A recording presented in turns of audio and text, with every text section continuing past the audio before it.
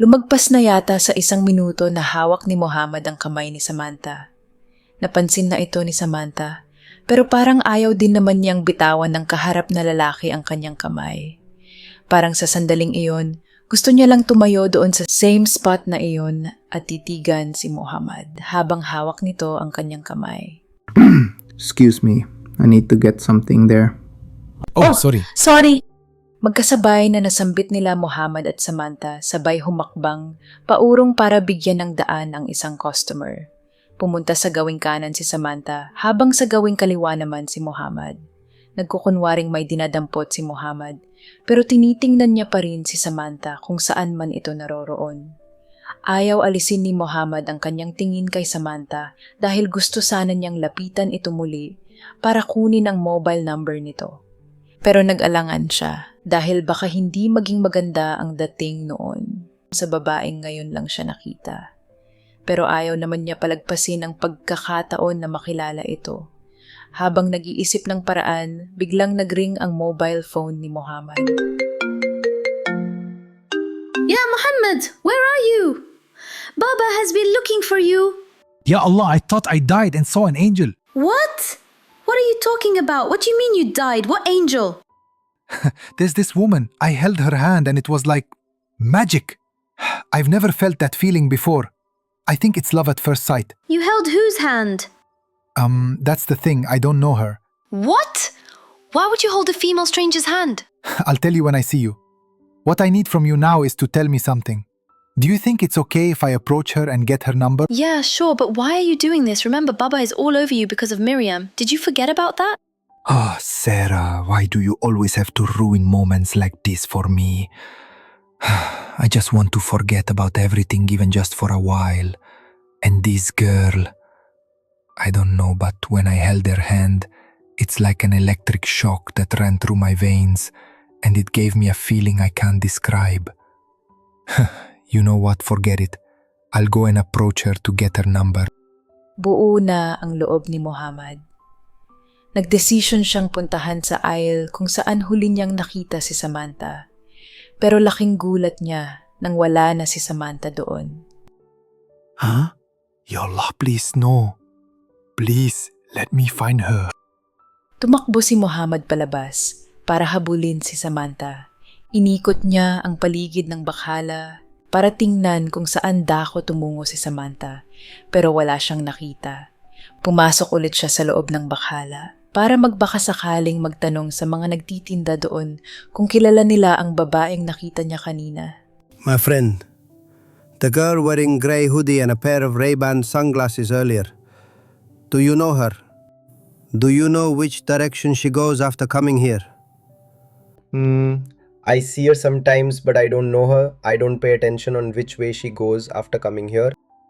Lumabas ulit si Muhammad para magbakasakaling may nakakita man lang sa kanya kung saang dako siya nagtungo.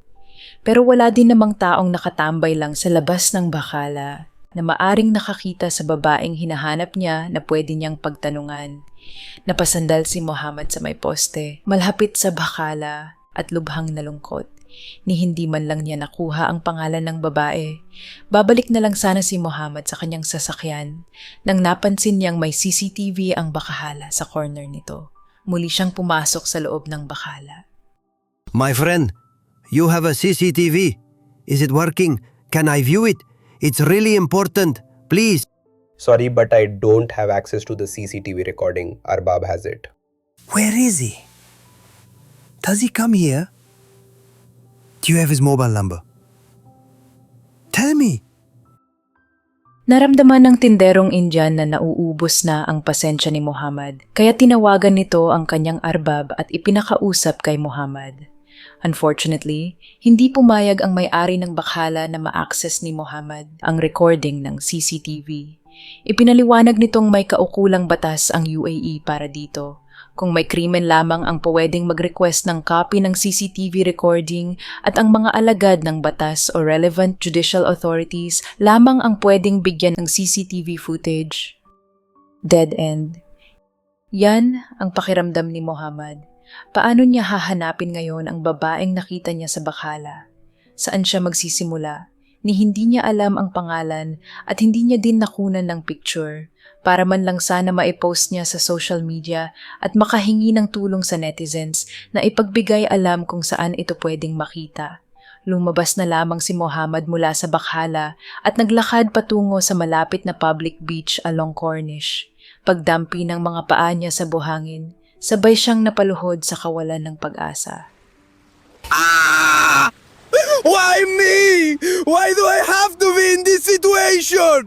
With everything I'm going through, all this hell, then you let me have a glimpse of heaven only to crash land back into hell? You are so cruel! Why can't you let me be happy? Please, help me find her! Help me find... Nang biglang may lumipad na carton cup papunta kay Muhammad na parang katulad ng cup na gamit sa isang instant cup noodles. Nanlaki ang mga mata ni Muhammad dahil empty cup yon ng instant noodles na pareho sana nilang gustong bilhin ni Samantha. Na-excited na sana siya pero bigla siyang natigilan. Tinitigan niya ang empty instant noodles cup sabay tumingin sa langit. Could this be just a false hope? Oh, is this your response to my prayers? Hindi inalintana ni Muhammad kung meron mang nakakakita sa kanya habang nagsasalita at kinakausap ang langit. I know this is hers. I feel it. Sa pagkakatong ito ay binabalikan na ng pag-asa si Muhammad. Sabay tumayo at iniikot niya ang kanyang paningin sa buong public beach na kinaroroonan, hoping na tumigil doon ang babaeng hinahanap para kumain ng binili nitong instant noodles at nagbakasakaling nandoon pa ito. Naisip niya kung dito siya pumupunta after niyang bumili ng instant cup noodles sa bakhala, may chance na sa bakhala ulit sila magkita o dito sa public beach. I will find you, and I will meet you again. That is a promise. Maraming salamat sa inyong pakikinig at suporta, kabayan. Hiling lang po namin na patuloy ninyong suportahan ang aming channel sa pamamagitan ng pag-subscribe at pag-follow.